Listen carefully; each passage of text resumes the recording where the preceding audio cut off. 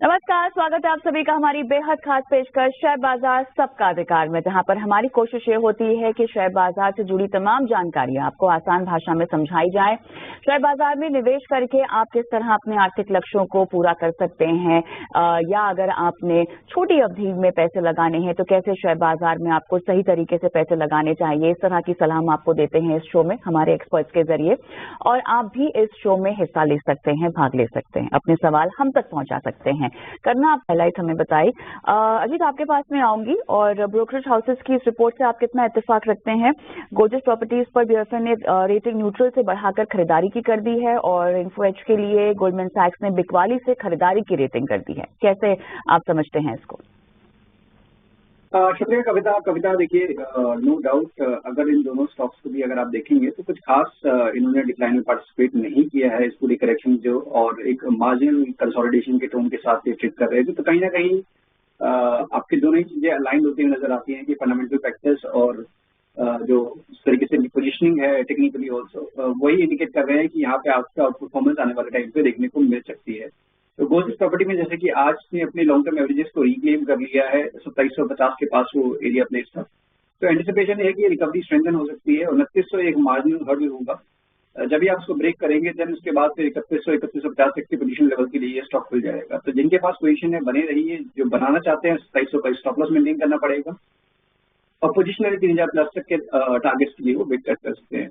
Similarly नौकरी की भी अगर बात करें तो यहाँ पे देखिए मार्जिनल रिट्रेसमेंट था अपना रिकॉर्ड हाई से, more of time wise correction देखा था ये स्टॉक पिछले करीब 1-1.5 महीने से, और जिस तरीके से आज इसमें प्राइस और वॉल्यूम दोनों ही चीजें इंडिकेट कर रही है, तो लग रहा है कि एक जो मोमेंटम मिस था वो दोबारा से रीगेन करने की कोशिश करने वाला है स्टॉक। 8200 के ऊपर वो कंफर्मेशन आ जाएगा।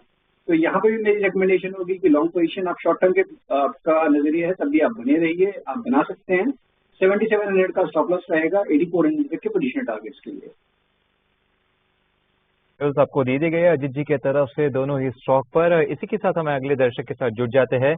हमारे साथ संजीव जुड़ चुके हैं। Sanjeev, good morning. दर्शक हैं विद्या, उन्होंने सेल यानी steel authority of India limited पर राय जाननी चाहिए।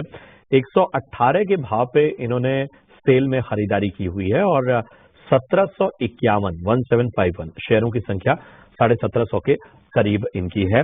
118 की बाइंग। अजीत जी बताइए, सेल में क्या रणनीति लेकर आगे चलें? अगर आपने नोटिस किया होगा तो जिस तरीके से मेटल स्टॉक्स में हाल फिलहाल में कुछ दिनों तक आपने रिबाउंड देखा था, इसमें Vedanta, Tata steel, national aluminium जो कि लीड कर रहा है, उन स्टॉक्स का पार्टिसिपेशन है। सेल का पार्टिसिपेशन बिल्कुल ना के बराबर रहा है। मीन्स बाउंस जो आया वो बहुत जल्दी आपका फिजल आउट भी हो गया। तो बिल्कुल शॉर्ट टर्म का अगर नजरिया है तो मेरे हिसाब से आपको दूसरे स्टॉक्स प्रेफर करने चाहिए। आप नेशनल एल्युमिनियम देखिए, जहाँ पे कि स्टॉक अपने रिकॉर्ड हाइस पे है, तो वहाँ आउट परफॉर्मेंस कंटिन्यू रहेगी।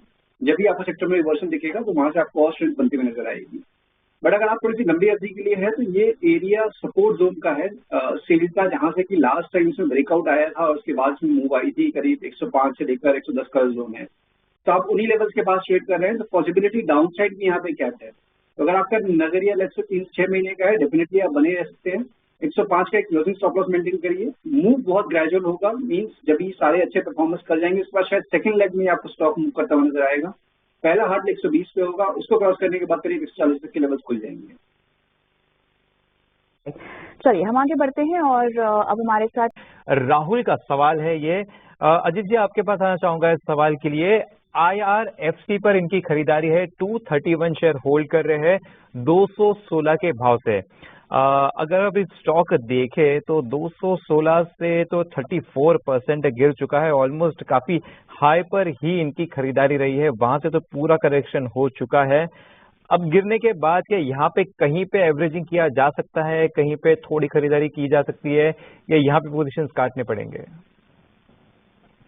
मेरे हिसाब से यहाँ पे लॉस को आप और ऐड मत करिए, जहाँ पे कि आपको दिख रहा है कि ऑलरेडी स्टॉक में रिकवरी भी नहीं है मार्केट के रिकवरी के साथ, और काफी स्ट्रॉन्ग परफॉर्मेंस के बाद हम सभी जानते हैं कि रेलवे स्टॉक में पिछले 2 सालों में किस तरीके की परफॉर्मेंस रही है। तो एक नॉर्मली प्राइस वाइज करेक्शन मेरे हिसाब से हो चुका है, टाइम वाइज करेक्शन अभी भी बाकी है। तो यहाँ पे आपको शायद कंसोलिडेशन का टोन ही देखने को मिलेगा। 150 से लेकर 160 ये अपर बैंड रहेगा, वहीं पे नीचे पे करीब 120 से लेकर 110 ये लोअर बैंड। तो अभी एवरेजिंग की रिकमेंडेशन नहीं होगी, आपका लंबी अवधि का नजरिया है, बने रह सकते हैं, बट टाइम लगेगा। मान के चलिए कि आप एटलीस्ट साल भर का नजरिया आपका होना चाहिए, और ये स्टॉक तब दोबारा से एक कहते हैं कि स्ट्रेंथ वाली बात जो आएगी वो 170 के ऊपर आएगी। तो जब तक वो उसके ऊपर नहीं जाता, जब तक ये रेंज बाउंड बायस इसमें कंटिन्यू रहेगा, उसके अकॉर्डिंगली आपको प्लान करना है। रेंज बाउंड रह सकता है स्टॉक, अगर एक साल तक होल्ड कर सकते हैं तो इसमें बने रहिए, वरना ये कंसोलिडेट होता रहेगा, एक साइडवेज मूवमेंट देता रहेगा। चलिए इसी के साथ वक्त एक छोटे बाद चलिए बढ़ते हैं आगे। अगले हमारे साथ कॉलर गुलाब सिंह जुड़े हुए हैं। गुलाब जी नमस्कार, कहाँ से बोल रहे हैं? पुणे से बोल रहा हूँ जी, बताइए। मेरा क्वेश्चन ये था कि PNR इंफ्रा, ये मैंने 455 की रेट पे लिए थे और 300 शेयर, तो वो एक इन्फॉर्मेशन आई थी मेरे ख्याल से पार्लियामेंट से कि they will not be giving tender inquiry, तो उसके बाद एक साथ फॉल हो गया था 350 समथिंग जी। दैट, तो अभी इसमें एवरेज का चांस है? मैं लॉन्ग टर्म इन्वेस्टर हूँ, ठीक है, या क्या करना चाहिए? ठीक है। PNC इंफ्रा पे लॉन्ग टर्म नजरिया चाहते हैं, अजीत जी बताइए क्या रणनीति होगी? प्रशांत, देखिए काफी स्टडी परफॉर्मेंस था ये, अगर आप देखेंगे मई मंथ तक, और उसके बाद से एक नॉर्मल कंसोलिडेशन था, उसके बाद जो शार्प डिक्लाइन आया है, उसके बाद से टोन चेंज हो गया है इसका। बेसिकली जो ट्रेंड था लॉन्ग टर्म पे वो भी रिवर्स हो गया है, और अब ग्रेजुअली ये थोड़ा सा ड्रिफ्ट कर रहा है लोअर एंड पे। तो मुझे लगता है कि लंबी अवधि का नजरिया है, बने रह सकते हैं, बट यहाँ पे और अभी ऐड मत करिए। मेरे हिसाब से जो एडिंग करने के लिए, एवरेज करने के लिए करीब 250-260 का जोन है, वो एक ठीक एरिया होगा। और रिकवरी के केस में 325 से लेकर 350 ये पहला हर्डल होगा, जब इसको क्रॉस करेंगे तब जाके कोई स्ट्रेंथ वाली बात बनेगी। तो मान के चलिए कि अभी आप मीडियम टू लॉन्ग टर्म में ट्रेंड साइडवेज ज्यादा रहेगा, जहाँ पे कि 225-250 नीचे पे और करीब 370-350 का जो जोन वो हायर एंड पे रहेगा। ऑलराइट, चलिए आगे बढ़ते हैं और लातूर से संतोष का सवाल हम लेंगे, और इन्होंने खरीदारी कर रखी है व्हाट्सएप से ही, और सवाल ले लेते हैं। अंजिता जी का सवाल है। अजीत जी आपके पास आना चाहूंगा इस सवाल के लिए। सबसे पहला स्टॉक इनका है BEL, 85 शेयर होल्ड कर रहे हैं करीबन 319 के भाव से। वहां से स्टॉक देखिए तो 13% नीचे गिरता हुआ नजर आ रहा है, लेकिन इसी महीने, पिछले महीने दरअसल हमने देखा था कि 200 DMA पे काफी अच्छा सपोर्ट लिया था, उसके बाद एक अच्छी रिकवरी आती हुई नजर आई थी। अभी भी 200 DMA के ऊपर ही ट्रेड कर रहा है स्टॉक। हालांकि इनकी जो खरीदारी की भाव है वहां से स्टॉक नीचे की तरफ ट्रेड कर रहा है, 12-13% का इन्हें लॉस होता हुआ नजर आ रहा है।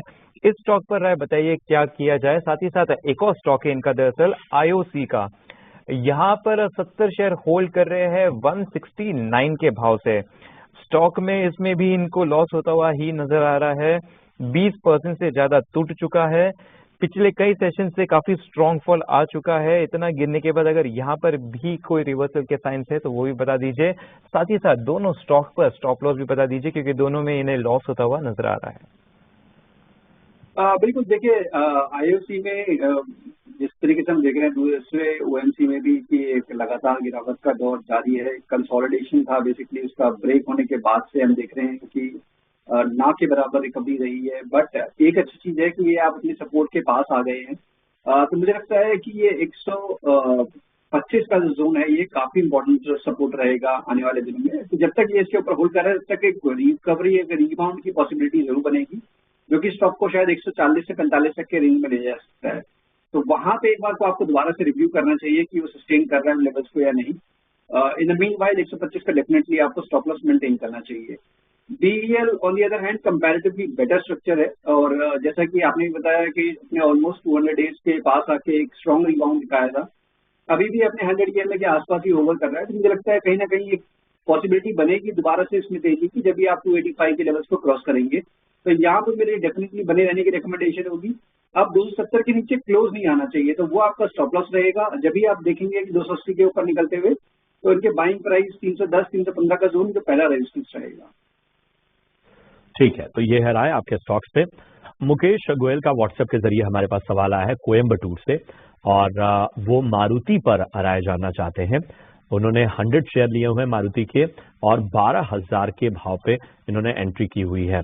6 महीने का नजरिया चाहते हैं, खास तौर पे अगर हम मारुति। अजीत जी आपसे ही राय चाहेंगे, 6 मंथ का नजरिया। देखिए मारुति में अभी प्रशांत काफी अच्छी करेक्शन के बाद अब कहीं ना कहीं थोड़ा सा पॉज कंसोलिडेशन का बायस जरूर दिख रहा है। स्टॉक अपने मेजर एवरेजेस के नीचे है तो उसका एक प्रेशर जरूर है कि हायर एंड पे जब भी आप 11,000 के पास आते हैं तो एक प्रॉफिट टेकिंग देखने को मिलती है। बट मुझे लगता है डाउन साइड भी गैप है। 10,500 का जो बेस है ये डेफिनेटली होल्ड करना चाहिए, कंसिडरिंग की एक अच्छी करेक्शन ऑलरेडी हो चुकी है। अगर हम देखें तो करीब 17 से 18% अभी ये अपने रिकॉर्ड हाई से नीचे है। तो वही आपको 10,500 का एक level as stop loss maintain करते हुए पोजीशन को बनाए के रखना चाहिए। नेक्स्ट 11,600 ये पहला हर्डल होगा, जब इसको आप क्रॉस करेंगे तब जाके बायस शिफ्ट होगा फ्रॉम साइडवेज और नेगेटिव टू पॉजिटिव साइड पे। तो अभी आपको थोड़ा सा टाइम जरूर लग सकता है, बट पोजीशन को बना के रखे 10,500 के क्लोजिंग स्टॉप लॉस के साथ। जी की तरफ से मिलती हुई। अब शो यहीं पर हमें खत्म करना होगा, इतने ही सवालों को हम शामिल कर पाए हैं। जी अपना डिस्क्लोजर देते जाए। शुक्रिया प्रशांत। देखिए जो भी स्टॉक हमने डिस्कस किए पर्सनली मैं कोई भी स्टॉक होल्ड नहीं करता हूँ, तो हमारे क्लाइंट्स के पास कोई इश्यूज हो सकती है। शुक्रिया अजीत जी, शुक्रिया कुणाल शो में जुड़ने के लिए, निवेशकों का मार्गदर्शन करने के लिए। तो इसी के साथ शेयर बाजार सबका अधिकार में मुझे, कविता और अंश हम सभी को इजाजत दीजिए, लेकिन ब्रेक के उस पार मुनाफे की मंडी देखिए विश्व मोहन के साथ। नमस्कार।